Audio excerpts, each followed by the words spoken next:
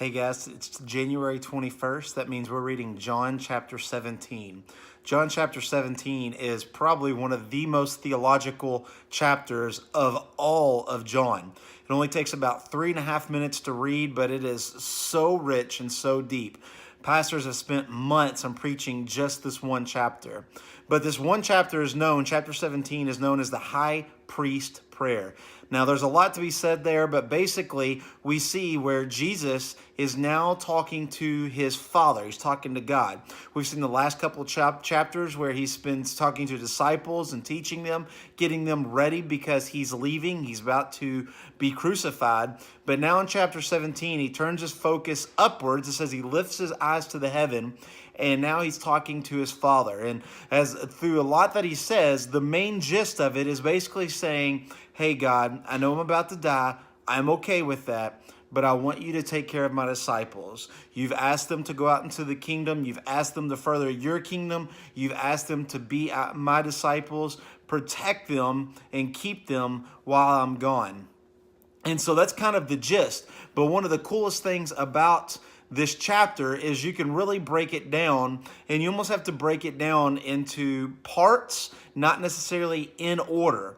But some of the cool things that as I read through this and I'm studying through John, you see a couple things. We see that John chapter 17 tells us that the Father or God gave Jesus authority to give eternal life. He gave them the people out of this world. He gave them the work to accomplish. He gave Jesus his words. He gave Jesus his name. He gave Jesus his glory.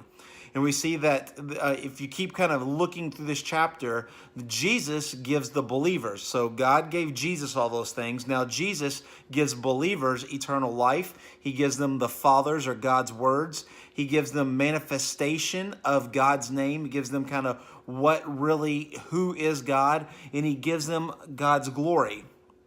And then we kind of sum up this with the third part of saying that Jesus is asking the Father. So God gave Jesus, Jesus gave the believers, and now Jesus is asking the Father to glorify him, to glorify himself, Jesus, to keep believers in the Father's name, to keep believers from the evil one, to sanctify believers in the truth, and to make believers one, to bring them into unity.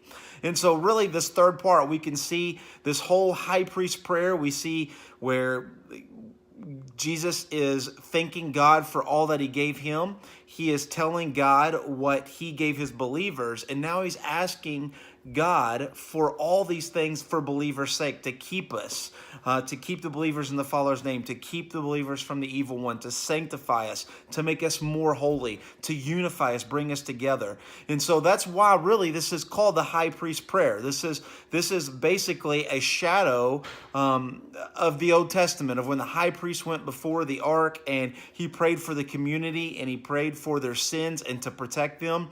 And so this is Jesus kind of doing this once and for all, being that great high priest. And so this is a really weird chapter if you're just reading through it, because it almost doesn't read chronologically. You kind of have to bounce around. But tomorrow we start on the crucifixion. So hope you guys are hanging in there. God bless. We will see you tomorrow. Have a great day.